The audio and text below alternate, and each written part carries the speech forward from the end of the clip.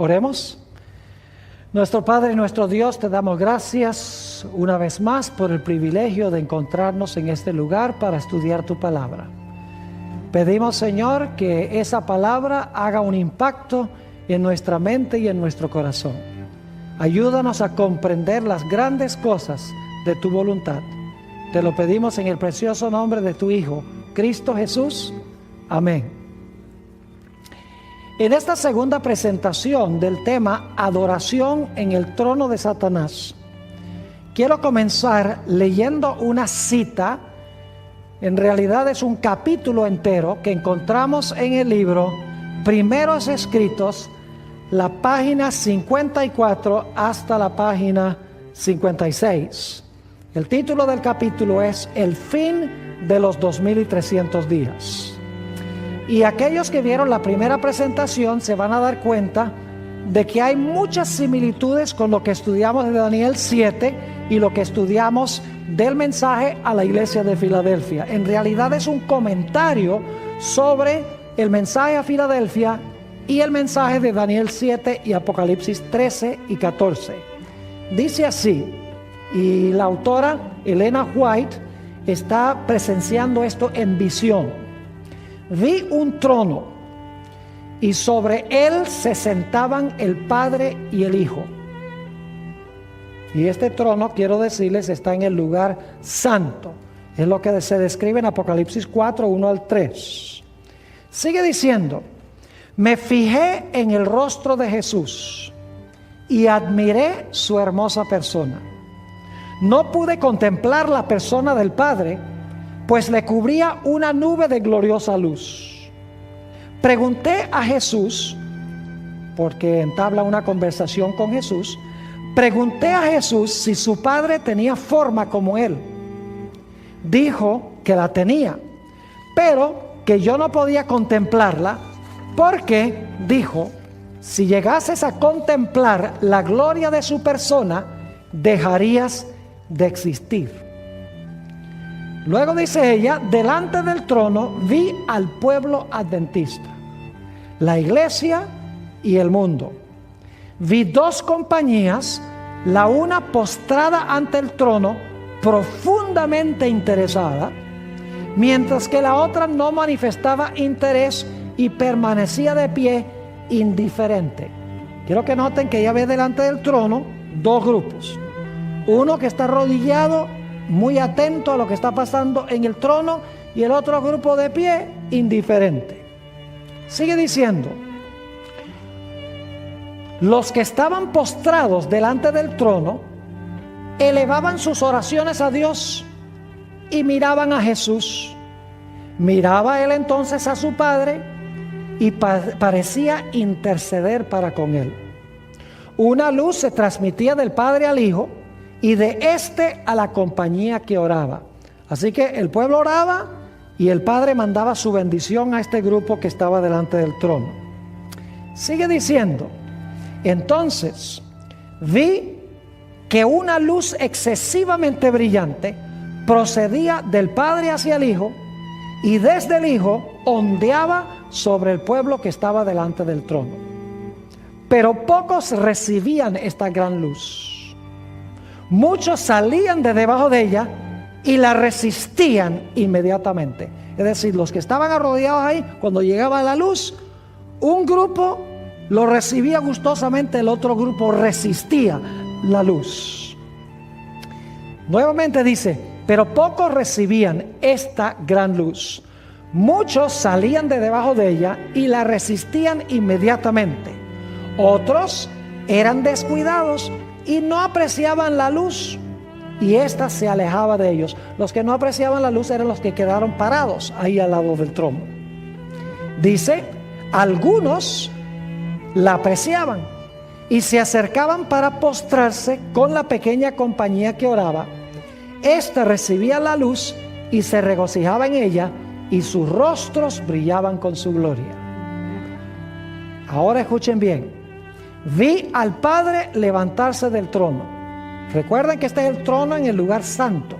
Vi al Padre levantarse del trono, y en un carro de llamas entró en el lugar santísimo al interior del velo y se sentó. ¿Recuerdan Daniel 7 que el Padre llegó y se sentó?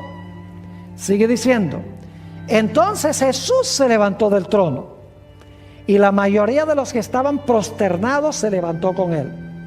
No vi un solo rayo de luz pasar de Jesús a la multitud indiferente después que él se levantó. Y esa multitud fue dejada en perfectas tinieblas. Los que se levantaron cuando se levantó Jesús tenían sus ojos fijos en él, mientras se alejaba del trono y los conducía un trecho. Alzó entonces su brazo derecho y oímos su hermosa voz decir: aguardad aquí. Ahora escuchen bien: aguardad aquí. Voy a mi Padre para recibir el reino. ¿Recuerdan por qué la puerta estaba abierta y qué iba a hacer cuando entrara por la puerta? La llave sobre el hombro, la potestad del gobierno sobre su hombro. Voy a mi Padre para recibir el reino. Mantened vuestras vestiduras inmaculadas y dentro de poco volveré de las bodas y os recibiré a mí mismo. Después de esto, un carro de nubes cuyas ruedas eran como llamas de fuego llegó rodeado de ángeles a donde estaba Jesús. Él entró en el carro y fue llevado al lugar santísimo donde el Padre estaba sentado. O sea que ella está comentando Daniel el capítulo 7. Sigue diciendo: allí contemplé a Jesús, el gran sumo sacerdote, de pie delante del Padre. En la orla de su vestidura había una campana y una granada, luego otra campana y otra granada, que era la vestimenta del sumo sacerdote. Sigue diciendo: los que se levantaron con Jesús elevaban su fe hacia él en el lugar santísimo y rogaban: Padre, danos tu espíritu. Entonces Jesús soplaba sobre ellos el Espíritu Santo. En ese aliento había luz, poder, mucho amor, gozo y paz. Hasta este momento ella ha descrito lo que dice Daniel el capítulo 7. Cuando se abrió la puerta al lugar santísimo, se vio el arca del pacto. Ahí entró Dios el Padre del lugar santo al lugar santísimo y se sentó. Luego un carruaje de fuego recogió al Señor Jesús y el carruaje de fuego trajo al Señor Jesús al lugar santísimo a donde había entrado el Padre. Ahora, lo que es aterrador es ver lo que dice Elena White en la última parte de este capítulo. Dice lo siguiente: me di vuelta para mirar la compañía que seguía postrada delante del trono y no sabía que Jesús la había dejado. Es decir, había un grupo que cuando Jesús se levantó y se movió, ellos tenían los ojos fijos en Jesús y siguieron a Jesús allá al lugar santísimo a lo que iba a hacer. Pero hay otros que se quedaron prosternados delante del trono y no se dieron cuenta que Jesús se movió. Nuevamente dice: me di vuelta para mirar la compañía que seguía postrada delante del trono y no sabía que Jesús la había dejado. Ahora note, Satanás parecía estar al lado del trono, procurando llevar adelante la obra de Dios. Vi a la compañía, ahora escuchen esto, vi a la compañía alzar las miradas hacia el trono y orar: Padre, danos tu espíritu. Satanás soplaba entonces sobre ella una influencia impía. En ella había luz y mucho poder, pero nada de dulce amor, gozo ni paz. El objeto de Satanás era mantenerla engañada, arrastrarla hacia atrás y seducir a los hijos de Dios. Una descripción vívida de lo que pasó en el cielo y lo que pasó en la tierra en 1844, cuando el Señor Jesucristo entró al lugar santísimo para comenzar su obra de juicio allá para ganar su reino. Ahora quiero leer otra cita que encontramos en el libro Primeros Escritos, página 43, donde la autora amplía este punto en cuanto a lo que pasó en 1844. Dice lo siguiente: se me mostró lo que había ocurrido en el cielo al terminar en 1844 los períodos proféticos. Cuando Jesús concluyó su ministerio en el lugar santo, ahora escuchen esto, y cerró la puerta de ese departamento. ¿Hubo una puerta cerrada en Filadelfia? ¿Cómo no? ¿Hubo una puerta abierta a la iglesia de Filadelfia? Claro que sí. ¿Cuál fue la puerta cerrada? La del lugar santo, de donde salió. ¿Cuál fue la puerta abierta? La del lugar santísimo, donde entró. Dice, y cerró la puerta de ese departamento. Escuchen bien: densas tinieblas envolvieron a quienes habían oído y rechazado el mensaje del advenimiento y lo habían perdido de vista a él. Ustedes recuerdan que estudiamos en nuestro primer tema que en la iglesia de Filadelfia se coloca una puerta abierta. Esa puerta abierta conduce al lugar santísimo del santuario. Se invita a la iglesia de Filadelfia a entrar por esa puerta donde está el arca del pacto, donde se realiza el juicio. Pero en la iglesia de Filadelfia también está lo que se conoce como la sinagoga de Satanás, que profesan ser seguidores de Jesús, pero que en realidad no lo son. Se dieron cuenta que en este pasaje de Elena White, ella dice que hubo un grupo que se quedó en el trono arrodillado, profesando adorar a Jesús y hablándole a Jesús y pidiéndole a Jesús su Espíritu Santo. Pero dice que en vez de la influencia, ser la influencia del Espíritu Santo, era en realidad la influencia de otro espíritu, del espíritu de Satanás. Es decir, ese grupo que no entró con Jesús al lugar santísimo es lo que la Biblia llama la sinagoga de Satanás, o en los mensajes de los tres ángeles, Babilonia. Ahora, necesito trazar un punto que es de crucial importancia en cuanto a lo que sucedió en 1844. Quiero repasar brevemente algo muy interesante que había en el lugar santísimo del santuario. Ustedes notaron en Apocalipsis 11:19 que dice que se abrió una puerta en el cielo y se vio el arca del pacto. Ahora escuchen bien lo que les voy a decir. Dentro del arca del pacto se encontraban las tablas de la ley. ¿Y qué tenían las tablas de la ley? Tenían los 10 mandamientos. ¿Cuál mandamiento está entre esos 10 mandamientos? Un mandamiento que el mundo cristiano profesa adorar a Jesús y profesa seguir a Jesús, pero pisotea ese mandamiento. ¿Cuál es ese mandamiento? El mandamiento número 4, que dice: 6 días trabajarás y harás toda tu obra, mas el 7º día es sábado de Jehová tu Dios. Ahora, ¿saben lo que es interesante?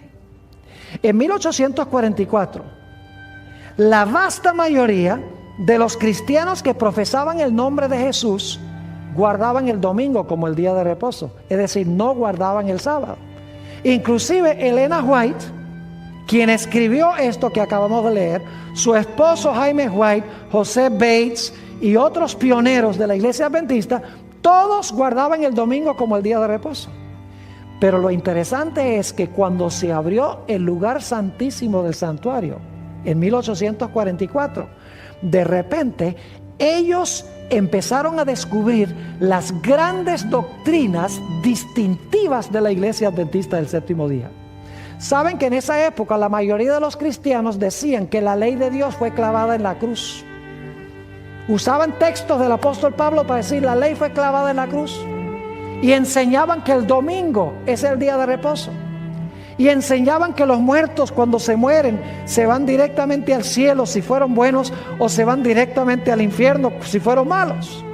Así enseñaban los cristianos de esa época. Pero saben que en 1844, cuando los pioneros de la iglesia adventista siguieron a Jesús por la puerta abierta al lugar santísimo, empezaron a descubrir varias cosas muy interesantes. En primer lugar, descubrieron que la ley de Dios todavía está vigente. que la ley no fue clavada en la cruz. ¿Y cómo sabían eso? Bueno, si entraron al lugar santísimo y se veía el arca del pacto, dentro del arca del pacto estaba la ley. Es decir, de repente, al ver el arca del pacto, al estudiar la Biblia, dicen, pero dentro del arca del pacto estaba la ley. Si en la tierra había un arca y tenía la ley, y el arca en la tierra era una copia del arca celestial, entonces en el cielo también tienen que estar los 10 mandamientos dentro del arca. Así que los mandamientos no fueron clavados en la cruz. Y entonces empezaron a decir, sí, pero en los mandamientos que estaban en el arca en la tierra, estaba el mandamiento del sábado en el centro de los 10 mandamientos. Pues si en la tierra encontramos que el arca y los mandamientos son una copia, como dicen Hebreos, del arca celestial, entonces allá tienen que estar también las tablas de la ley y tiene que estar también el sábado. Y por lo tanto empezaron a enseñar que Dios todavía esperaba que sus hijos guardaran la ley de Dios y que se debía guardar el sábado como día de reposo. Pero descubrieron otras grandes enseñanzas. Descubrieron que en 1844 había comenzado el juicio. La hora de su juicio ha llegado, dice en Apocalipsis, el capítulo 14. Y saben que con el juicio descubrieron una gran doctrina de la iglesia adventista. La mayoría de los cristianos creen que cuando una persona se muere, si fue buena, se va directamente al cielo. Si fue mala, se va directamente al infierno en el momento de la muerte. Pero cuando ellos entraron al lugar santísimo y se dieron cuenta que en 1844 Jesús estaba comenzando el juicio en el lugar santísimo, dijeron, pero un momentico, si en 1844 es que comienza el juicio para separar a los buenos de los malos, entonces los buenos no pueden haberse ido al cielo, ni los malos pueden haberse ido al infierno cuando se murieron. Porque si se fueron al cielo o al infierno cuando se murieron, ¿para qué Dios convoca un juicio para separar a los buenos de los malos? Si cuando se murieron ya fueron separados. Es decir, descubrieron que los muertos nada saben entrando al lugar santísimo. Descubrieron que la ley de Dios todavía está vigente. Descubrieron que el sábado todavía es el día de reposo. ¿Sabe qué más descubrieron? En el lugar santísimo había un potecito de maná. ¿Saben que cuando Dios dio el maná a Israel, lo dio para enseñarles especialmente la importancia de una dieta sencilla, de una dieta vegetariana, de una dieta saludable? Dios les dijo, yo quiero que ustedes estén saludables, no coman esas carnes y esas comidas ricas que comían en Egipto. Ustedes ahora son mi pueblo. Y Dios les dio maná para enseñarles la reforma pro salud. En el arca del pacto, en el Antiguo Testamento, se encontraba un potecito de maná. Y por lo tanto, en el arca celestial, como dice también en Hebreos el capítulo 9, también tiene que haber un pote de maná que enseña la importancia de vivir una vida saludable en armonía con los principios de la salud de Dios. Por eso, poco después de 1844, los pioneros de la iglesia adventista empezaron a descubrir que debían dejar de comer carne de puerco, que debían dejar de fumar, que debían dejar de beber alcohol, que debían cuidar su cuerpo porque era templo del Espíritu Santo. Lo descubrieron cuando entraron al lugar santísimo del santuario. Es decir, que varias doctrinas cruciales de la iglesia adventista se formularon como resultado de los pioneros entrar al lugar santísimo del santuario. La ley, el sábado, el estado de los muertos, el juicio, la importancia de los principios de la salud, todo se descubrió como consecuencia de entrar al lugar santísimo del santuario. Pero la mayoría de los cristianos quedaron ¿dónde? La mayoría de los cristianos, como hemos leído, quedaron en el lugar santo y no siguieron a Jesús al lugar santísimo. Por eso siguieron enseñando que la ley fue clavada en la cruz. Por eso siguieron enseñando que el domingo es el día de reposo. Por eso siguieron enseñando que los muertos no están muertos. Por eso siguieron enseñando que no importa lo que te comas, con tal que glorifiques a Dios está bien. Por eso rechazaron la idea de que el juicio comenzó en 1844, porque rehusaron seguir a Jesús. Y mis queridos hermanos, el cristianismo en general se convirtió en lo que la Biblia llama Babilonia o la sinagoga de Satanás. Quiero leerles otra visión que tuvo Elena White. Muy interesante, esto se encuentra también en el libro Primeros Escritos, y voy a leer esta cita porque es supremamente interesante. Dice lo siguiente, lo tuvo en 1849. El sábado 24 de marzo de 1849, tuvimos con los hermanos de Towson, Maine, una reunión muy agradable e interesante. El Espíritu Santo fue derramado sobre nosotros y fui arrebatada en espíritu a la ciudad del Dios viviente, es decir, ella entró en visión. Luego se me mostró que los mandamientos de Dios y el testimonio de Jesucristo acerca de la puerta cerrada no pueden separarse.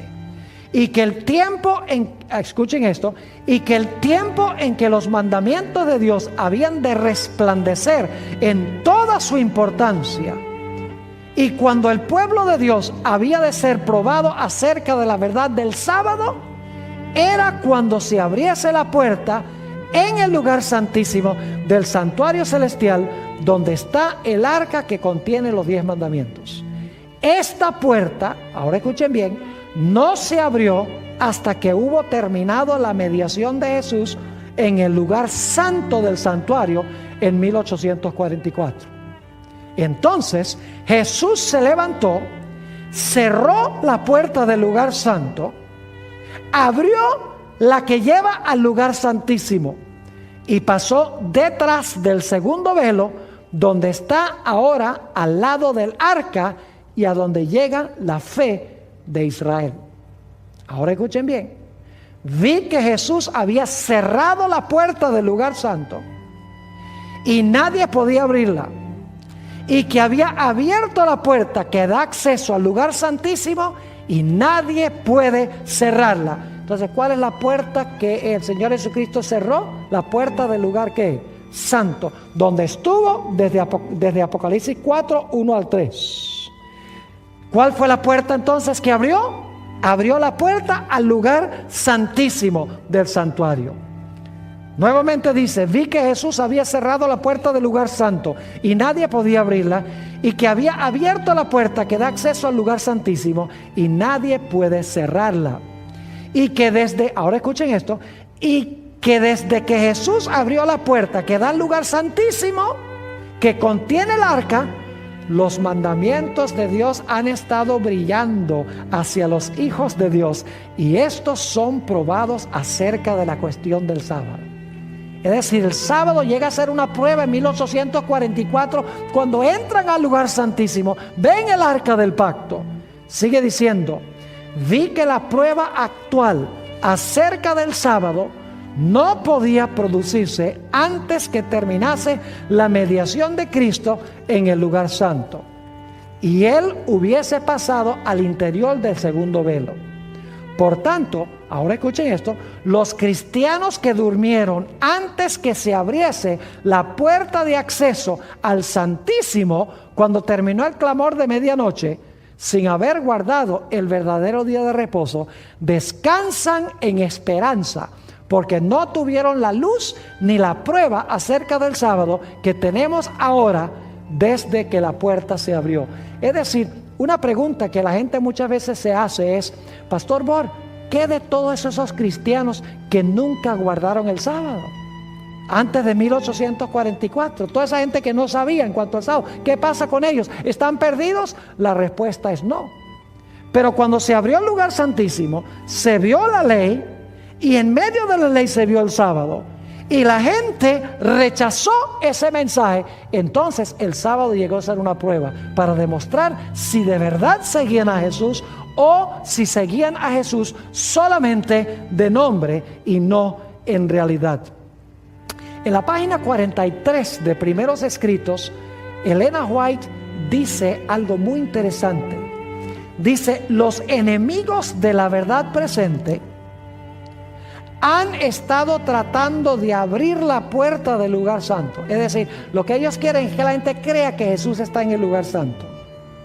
Los enemigos de la verdad presente han estado tratando de abrir la puerta del lugar santo que Jesús cerró, y de cerrar la puerta del lugar santísimo que Él abrió en 1844, donde está el arca que contiene las 2 tablas de piedra en las cuales fueron escritos por el dedo de Jehová los 10 mandamientos.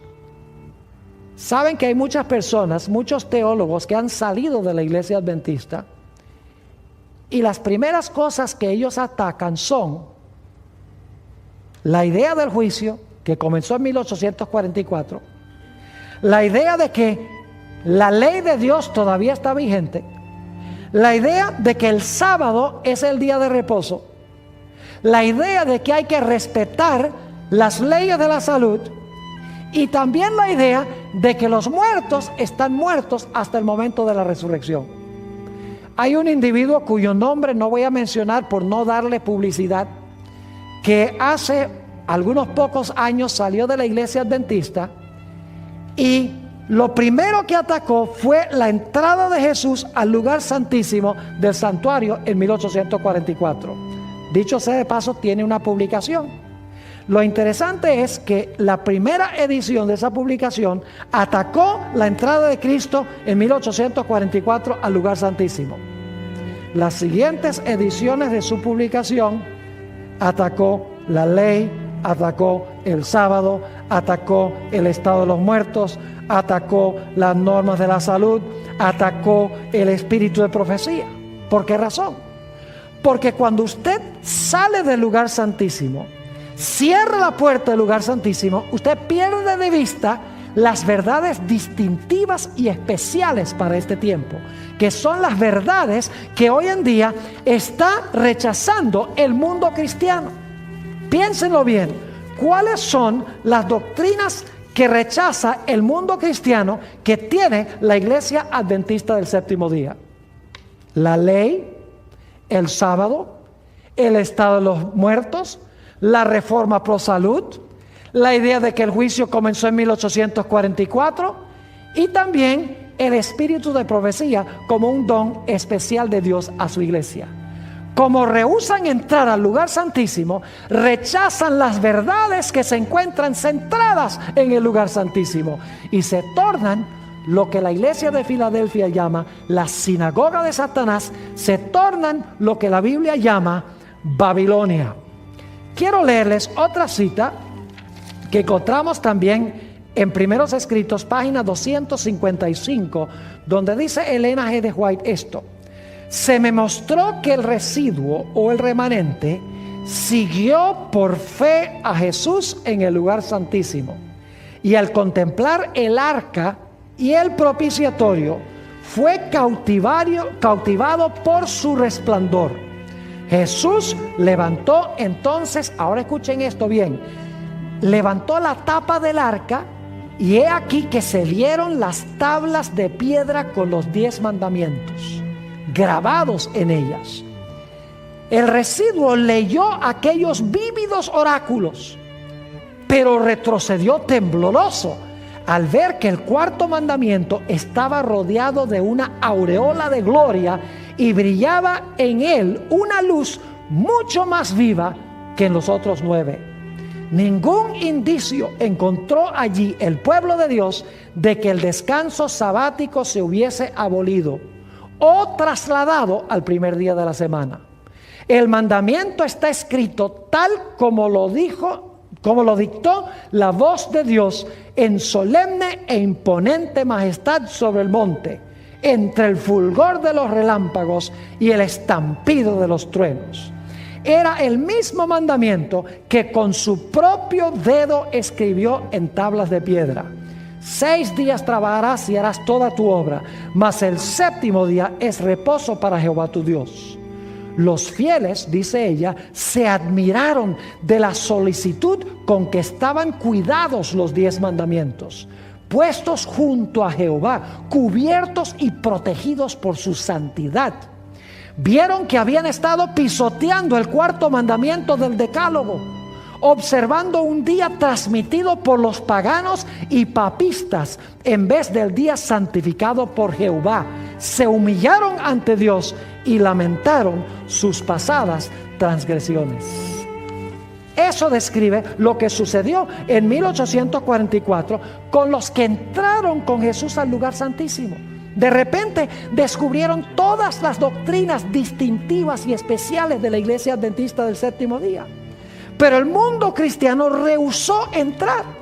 Profesa seguir a Cristo, profesa hacer lo que dice Jesús, pero alberga una serie de doctrinas que son contradictorias a las enseñanzas de Jesús, a las enseñanzas de la Biblia, y por eso la Biblia los llama la sinagoga de Satanás y los llama Babilonia. En una visión muy interesante de Elena White, Primeros Escritos, esta es una visión un poco larga, así que solamente voy a leer algunas porciones de esta cita. Página 258 a la página 261 de Primeros Escritos, la sierva de Dios dice esto, y quiero que noten el paralelismo con lo que sucedió en el día del Pentecostés y lo que sucedió en 1844. Dice lo siguiente: se me recordó la proclamación del primer advenimiento de Cristo. Juan fue enviado en el espíritu y el poder de Elías a fin de que preparase el camino para Jesús. Ustedes saben que Juan el Bautista fue llamado para preparar el camino para la primera venida de Jesús. Ahora escuchen bien. Los que rechazaron el testimonio de Juan no recibieron el beneficio de las enseñanzas de Jesús. Es decir, los que rechazaron el mensaje de Juan cuando Jesús enseñó, también rechazaron a Jesús.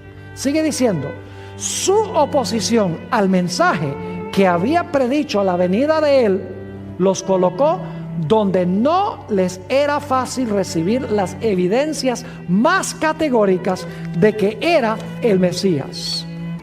Satanás indujo a aquellos que habían rechazado el mensaje de Juan a que fuesen aún más lejos, a saber, que rechazasen y crucificasen a Cristo. ¿Ven? Rechazaron el mensaje de Juan, por lo tanto no estaban preparados para recibir el mensaje de Jesús. Pero hay más.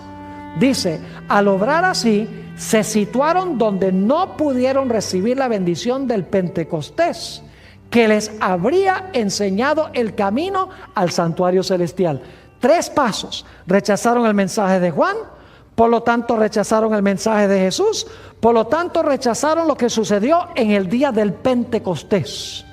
Sigue diciendo ella, el desgarramiento del velo en el templo demostró que los sacrificios y los ritos judaicos no serían ya recibidos. Es decir, cuando el velo se rasgó, Dios estaba anunciando, se terminaron los sacrificios en Israel. Sigue diciendo, el gran sacrificio había sido ofrecido y aceptado. Y el Espíritu Santo que descendió en el día del Pentecostés dirigió la atención de los discípulos desde el santuario terrenal al celestial, donde Jesús había entrado con su propia sangre para derramar sobre sus discípulos los beneficios de su expiación. Es decir, para poder derramar sobre ellos el Espíritu Santo. Fíjense entonces los pasos.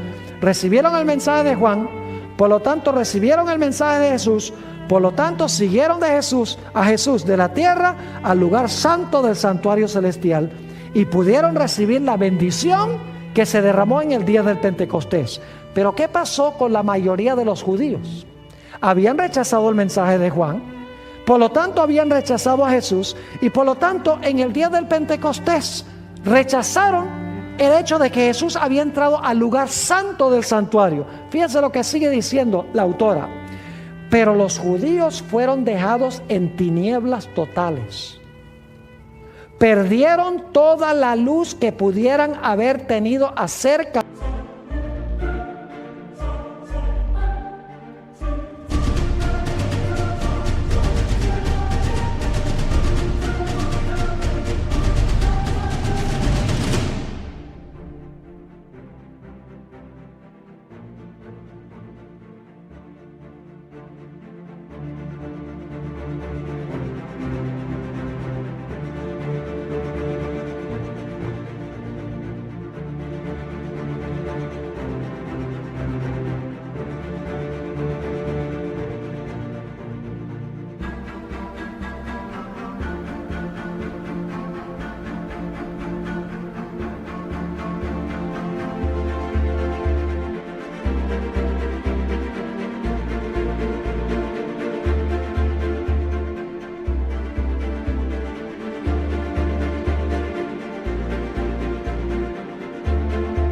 del plan de salvación y siguieron confiando en sus sacrificios y ofrendas inútiles.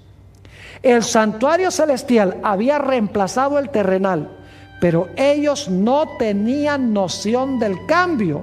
Por lo tanto, no podían recibir los beneficios de la mediación de Cristo en el lugar santo.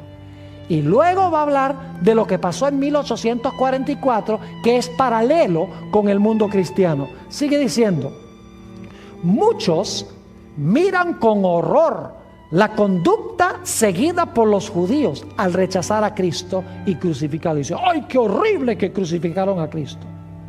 Y cuando leen la historia del trato vergonzoso que recibió, piensan que le aman y que no le habrían negado como le negó Pedro, ni le habrían crucificado como lo hicieron los judíos. Pero Dios, quien lee en el corazón de todos, probó aquel amor hacia Jesús que ellos profesaban tener.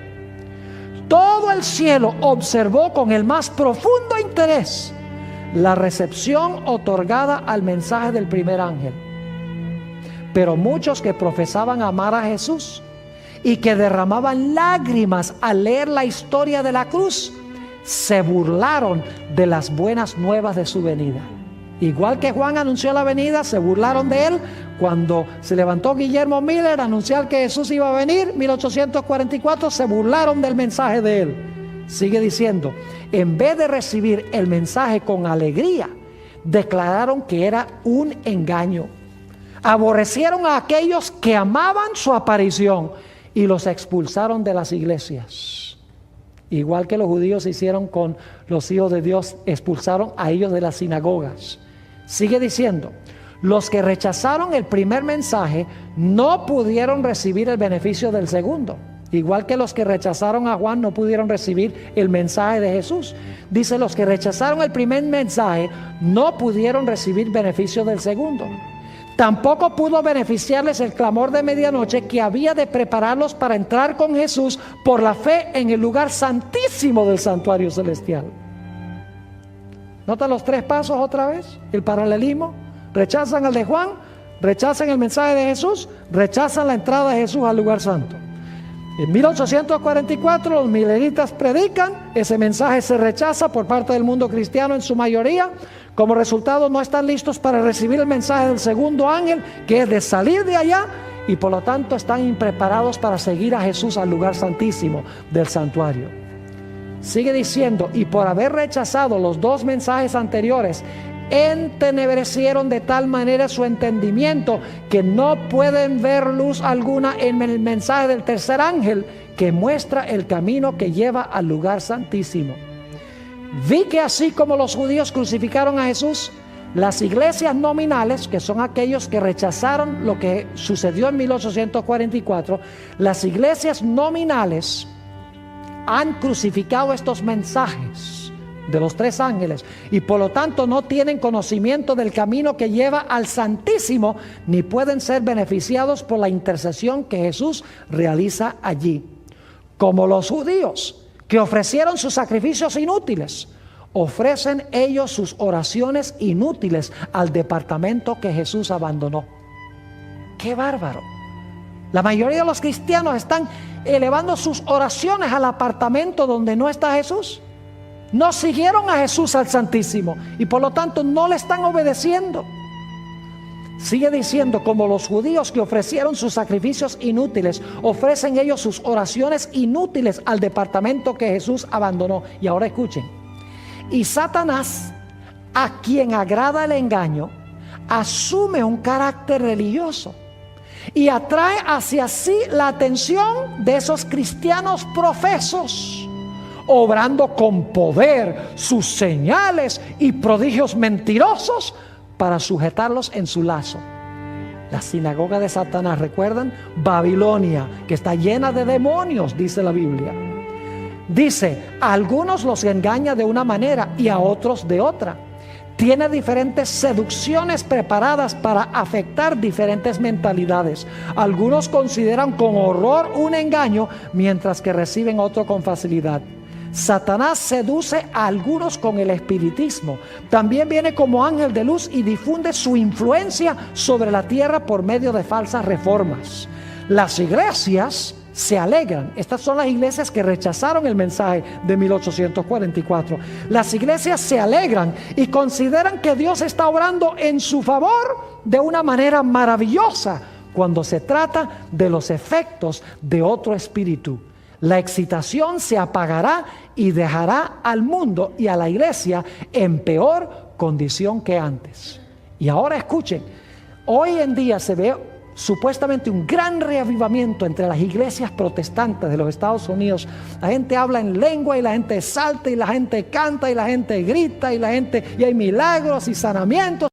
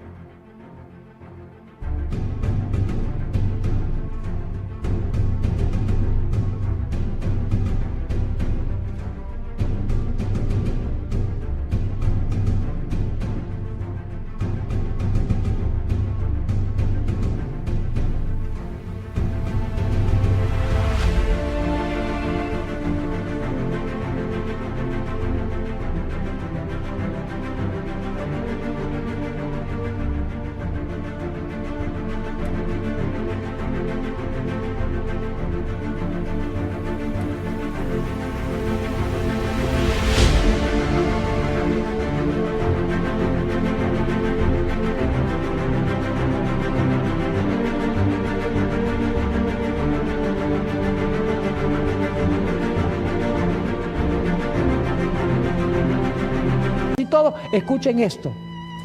Vi que Dios tiene hijos sinceros entre los adventistas nominales, es decir, las iglesias que rechazaron el mensaje de la entrada de Cristo al lugar santísimo.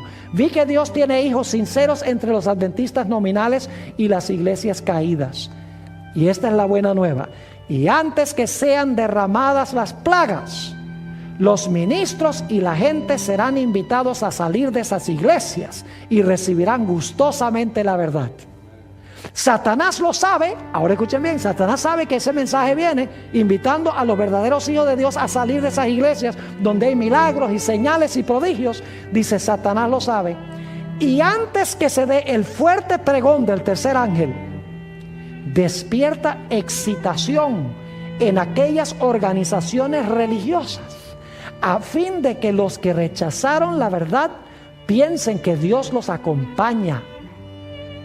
Satanás espera engañar a los sinceros e inducirlos a creer que Dios sigue obrando a favor de las iglesias. Pero la luz resplandecerá y todos los que tengan corazón sincero dejarán a las iglesias caídas y se decidirán por el remanente. Ahora, permítame leerles un par de citas de Elena G. de White sobre la sinagoga de Satanás. ¿Están entendiendo lo que es la sinagoga de Satanás? Que el mundo cristiano se convirtió en la sinagoga de Satanás en Babilonia en 1844 porque rechazó los mensajes especiales del lugar santísimo. Y lo triste es que hoy en día en la iglesia adventista nosotros queremos adorar como adoran ellos. Y queremos usar los métodos de evangelismo que usan ellos. Y queremos enseñar lo que enseñan ellos. Y no usamos el espíritu de profecía por temor a ofenderlos a ellos. Fíjense lo que dice Elena White sobre lo que es la sinagoga de Satanás.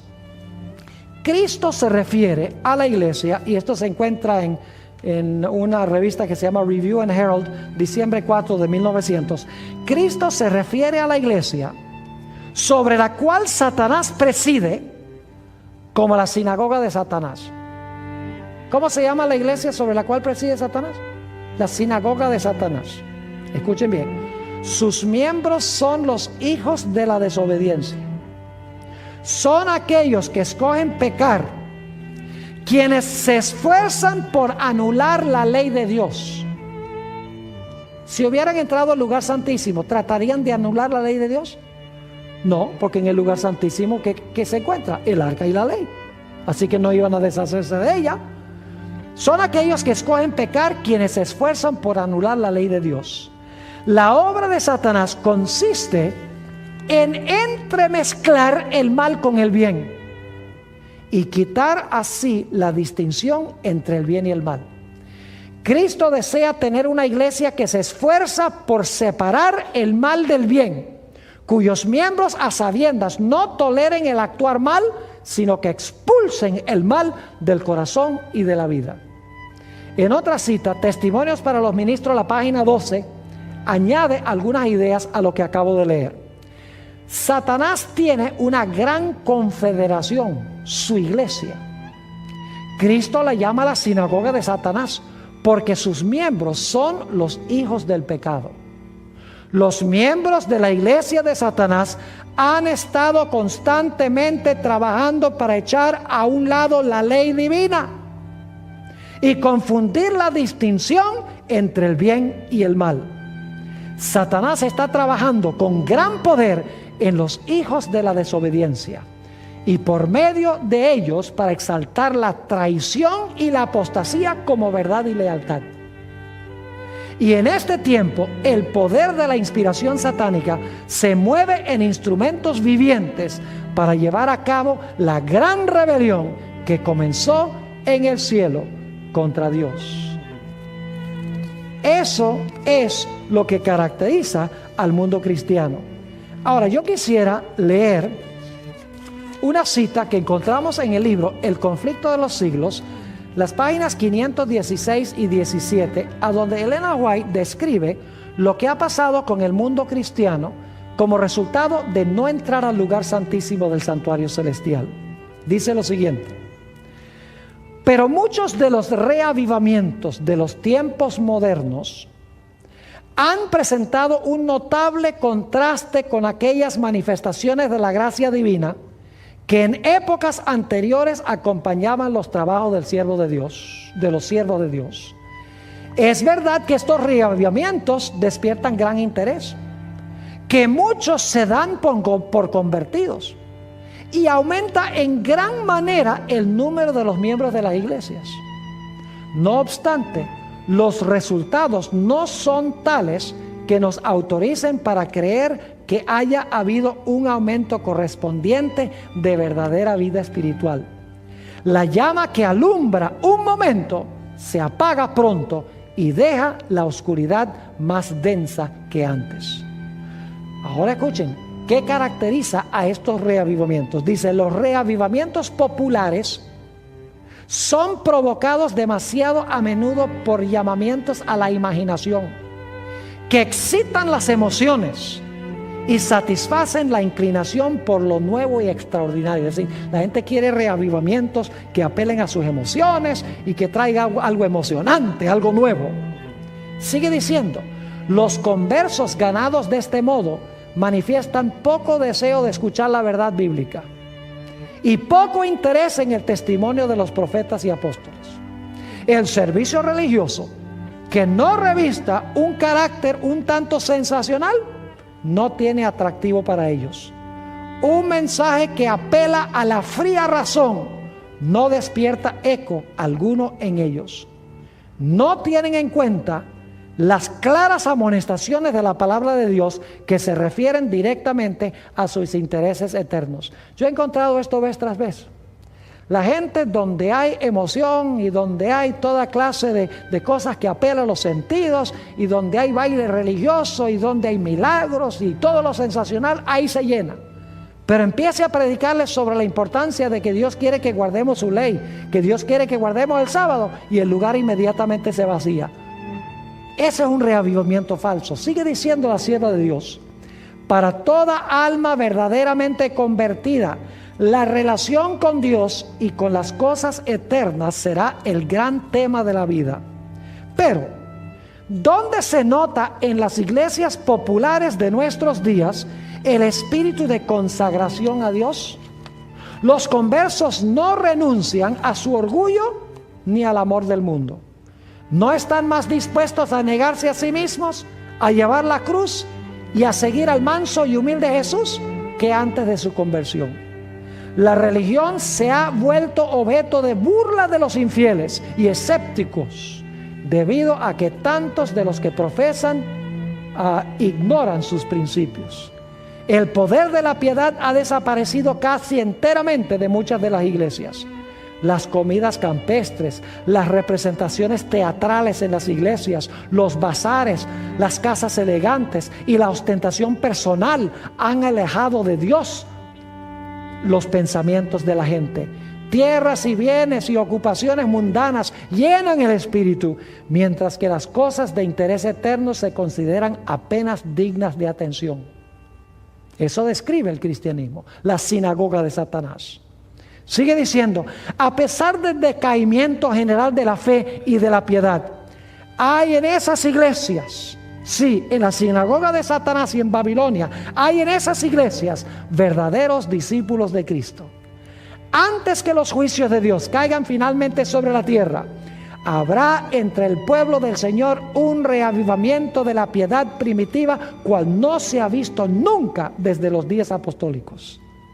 El Espíritu y el poder de Dios serán derramados sobre sus hijos. Entonces, muchos se separarán de esas iglesias, en las cuales el amor de este mundo ha suplantado el amor de Dios y de su palabra. Muchos, tanto ministros como laicos, aceptarán gustosamente esas grandes verdades que Dios ha hecho proclamar en este tiempo, a fin de preparar a un pueblo para la segunda venida del Señor. Ahora Satanás sabe esto. Fíjense lo que sigue diciendo. El enemigo de las almas desea impedir esta obra, el verdadero reavivamiento. Y antes que llegue el tiempo para que se produzca tal movimiento, tratará de evitarlo introduciendo una falsa imitación. Hará aparecer como que la bendición especial de Dios es derramada sobre las iglesias que pueda colocar bajo su poder seductor. Allí, en esas iglesias, se manifestará lo que se considerará como un gran interés por lo religioso. Multitudes se alegrarán de que Dios esté obrando maravillosamente en su favor, cuando en realidad la obra provendrá de otro espíritu. Bajo un disfraz religioso, Satanás tratará de extender su influencia sobre el mundo cristiano. ¡Qué barbaridad! Está ampliando lo que encontramos en el mensaje a la iglesia de Filadelfia y lo que se encuentra en los mensajes de los 3 ángeles de Apocalipsis, el capítulo 14. Ahora, ¿recuerdan ustedes ese capítulo de Primeros Escritos donde Elena White describió cómo el Padre entró y se sentó y luego Jesús en un carro de llamas fue traído donde estaba el Padre, se abrió la puerta al lugar santísimo y ahí empezó el Señor Jesucristo su obra? Pues saben ustedes que ese capítulo tiene solamente 1 página y media en el libro Primeros Escritos. Ese libro, Primeros Escritos, fue escrito muy temprano en el ministerio de Elena G. White. Más adelante ella lo amplió en el libro El Conflicto de los Siglos. Lo interesante es que en El Conflicto de los Siglos, esa página y media de Primeros Escritos, ella amplía desde la página 461 del Conflicto de los Siglos hasta la página 618. Es decir, más de 100 páginas. Ella amplía lo que se encuentra en esa página y media. ¿Y saben lo que es interesante? Voy a darle los títulos de los capítulos del Conflicto de los Siglos y les voy a decir qué contienen esos capítulos para que ustedes vean que cuando se abrió la puerta del lugar santísimo, las verdades especiales de la iglesia adventista se revelaron en el lugar santísimo. Página 461 a la página 475, el título del capítulo es El Templo de Dios. Está hablando allí del santuario. En la página 476 a la página 485, lamentablemente en español la traducción es Jesucristo nuestro abogado, pero en inglés, que fue el título que ella le dio, el título es In the Holy of Holies, en el lugar santísimo. Es decir, está describiendo la entrada de Jesús al lugar santísimo. El siguiente capítulo, página 486 a la página 503, lamentablemente en español está el título Los Estados Unidos en la profecía. Pero en inglés el título que le dio la hermana White es God's Law Immutable, la ley de Dios inmutable. Fíjense que ella está hablando del santuario, del lugar santísimo, la inmutabilidad de la ley de Dios. El siguiente capítulo se titula, página 504 al 513, una obra de reforma. Todo el capítulo tiene que ver con restaurar el sábado como el día de reposo. El siguiente capítulo, página 514 al 532, el título es La verdadera conversión es esencial. El título que le dio la hermana White fue Modern Revivals. ¿Recuerdan ese parrafito donde habla la hermana White de que Satanás tomó el lugar donde estaba Jesús en el trono y respiraba en una influencia impía? Pues ese parrafito chiquito lo amplía ella en todo este capítulo, desde la página 514 hasta la 532. Describe lo que está pasando en el mundo cristiano hoy. El siguiente capítulo, el juicio investigador. En inglés, Facing Life's Record, página 533 a la página 545. Nuevamente, hablando del juicio. Y luego, en los siguientes capítulos, que son varios capítulos, les voy a dar los títulos: El origen del mal, la enemistad entre el hombre y Satanás, quiénes son los ángeles, el misterio de la inmortalidad, y pueden hablarnos nuestros muertos. En esos capítulos, que son 5 capítulos, ¿saben qué doctrina enfatiza Elena G. de White? Enfatiza la doctrina de que los muertos están muertos y que no pueden comunicarse con los vivos, que van a resucitar en la resurrección cuando Jesús venga. ¿Cuáles son las verdades distintivas que está enfatizando Elena G. de White aquí en estos capítulos, donde amplía esa página y media? Ella está enfatizando las verdades distintivas de la Iglesia Adventista del Séptimo Día. Porque cuando los pioneros de la Iglesia Adventista entraron al lugar santísimo, ellos detectaron las grandes verdades que distinguen a la Iglesia Adventista de todas las iglesias cristianas del mundo. Ahora, Satanás tiene interés especial en infiltrar a la Iglesia Adventista. Hoy en día, el estilo de adoración que hay en la Iglesia Adventista, en muchas de ellas, y podría decir cada vez la mayoría de ellas, es el estilo de adoración que han importado de las iglesias protestantes, de las iglesias que describe la Biblia como la sinagoga de Satanás o Babilonia. La pregunta clave es: ¿por qué estamos tratando de introducir esta metodología de adoración a la iglesia adventista de esas iglesias, cuando nosotros como iglesia tenemos un mensaje tan poderoso que necesita el mundo? Un mensaje sobre el hecho de que el juicio está transpirando y nuestra vida debe estar puesta en armonía con la ley de Dios. Un mensaje de que la ley de Dios está vigente. Un mensaje de que no podemos pisotear el sábado, de que debemos guardar el sábado como día de reposo. Un mensaje de que los muertos no saben nada, que cierre las puertas de la iglesia al espiritismo. Un mensaje de que nuestro cuerpo es templo del Espíritu Santo, debemos cuidarlo practicando las normas de la salud. Un mensaje especial del espíritu de profecía, el don de profecía que Dios ha dado a la iglesia adventista para exaltar estas grandes enseñanzas de la santa palabra de Dios. Hoy en día prácticamente no se escucha ni el nombre de Elena G. de White en la iglesia. No se escuchan las verdades distintivas de la iglesia adventista. La razón es que nosotros, en vez de invitar a los que están en el lugar santo que entren al lugar santísimo, nosotros estamos queriendo cerrar la puerta del lugar santísimo y otra vez meternos al lugar santo del santuario. Es decir, en vez de testificarle a la sinagoga de Satanás, a Babilonia, queremos convertirnos nosotros precisamente en eso. Mi oración, mis hermanos y hermanas, es que nosotros nuevamente exaltemos el mensaje de verdad presente para este tiempo y no dejemos que Satanás distraiga al pueblo remanente de Dios.